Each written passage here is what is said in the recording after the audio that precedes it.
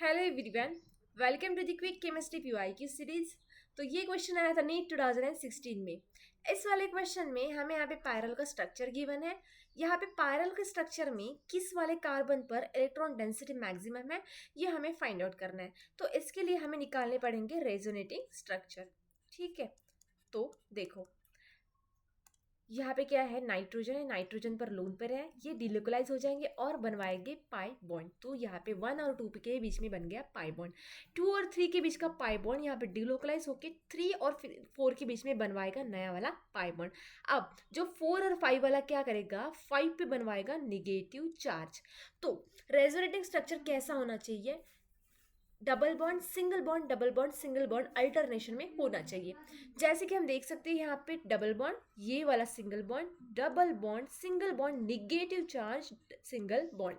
अगर अल्टरनेशन में double bond single bond है, फिर भी यहाँ पे क्या है कि single bond negative charge single bond है, तो वो भी रेजोनेटिंग स्ट्रक्चर है, हम उसे कंसिडर करेंगे। कैसे, जैसे कि सिग्मा बॉन्ड होता है, उसमें भी 2 इलेक्ट्रॉन्स होते हैं, पाई में भी 2 इलेक्ट्रॉन्स होते हैं, और जो अपना निगेटिव चार्ज होता है ना, उसमें भी 2 इलेक्ट्रॉन्स होते हैं, एंड जो लोन पेयर्स होते हैं उनमें भी 2 इलेक्ट्रॉन्स होते हैं। ठीक है, इसलिए हम जो नाइट्रोजन पर लोन पेयर्स है उसे भी हम रेजोनेंस में ले रहे हैं। ठीक है, सिग्मा पाई निगेटिव और लोन पेयर्स में 2 इलेक्ट्रॉन्स होते हैं, इसलिए रेजोनेंस में सारे जा सकते हैं। कभी भी देखना ये सारे हमें रेजोनेंस स्ट्रक्चर में मिलते हैं। ठीक है, तो यहाँ पे कंफ्यूजन नहीं रखना। अब नेक्स्ट वाला रेजोनेटिंग स्ट्रक्चर निकाल लेते हैं। तो फर्स्ट वाले रेजोनेटिंग स्ट्रक्चर में हमें कार्बन नंबर 5 पे इलेक्ट्रॉन डेंसिटी मिली। तो यहाँ पे ऑप्शन 1 में हमें कार्बन नंबर 5 पे इलेक्ट्रॉन डेंसिटी बताई गई है, लेकिन फिर भी बाकी के भी स्ट्रक्चर देख लेते हैं।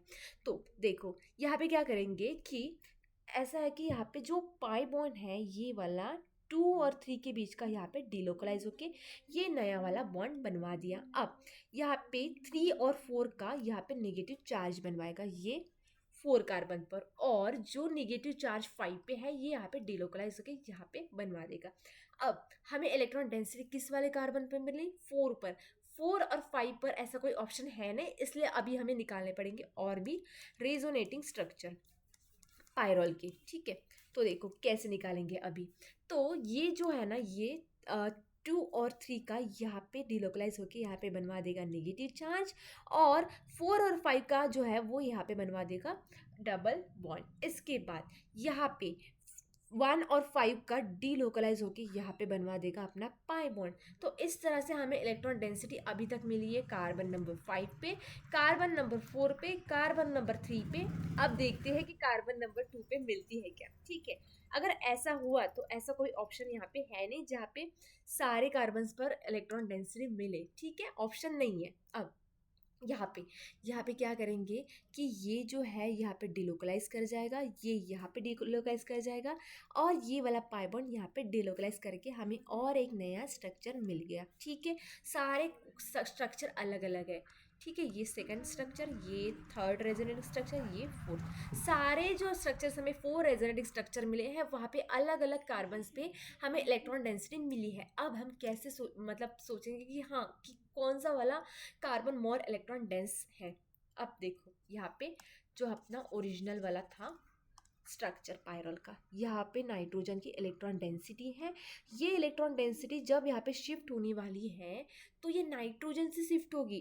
नाइट्रोजन मोर इलेक्ट्रोनेगेटिव एलिमेंट है, इसलिए हम कंसिडर करेंगे कि यहाँ पे कार्बन नंबर 2 पे इलेक्ट्रॉन डेंसिटी ज़्यादा है। इसी तरह से अगर हम बात करते हैं नाइट्रोजन, अगर यहाँ पे लेफ्ट साइड में शिफ्ट हो गया तो कार्बन नंबर 5 पे भी इलेक्ट्रॉन डेंसिटी ज़्यादा है। अब कार्बन के कंपैरेटिवली नाइट्रोजन इलेक्ट्रोनेगेटिव एलिमेंट है, ये बहुत अच्छे से इलेक्ट्रॉन रेजोनेटिंग स्ट्रक्चर में रेजोनेट कर पाएगा, शिफ्ट कर पाएगा इलेक्ट्रॉन्स। तो हाँ, कार्बन नंबर 2 और कार्बन नंबर 5 इस पर इलेक्ट्रॉन डेंसिटी मैक्सिमम है, तो अपना ऑप्शन ए जो हो जाएगा वो करेक्ट ऑप्शन हो जाएगा। If you find this video helpful, don't forget to subscribe my channel.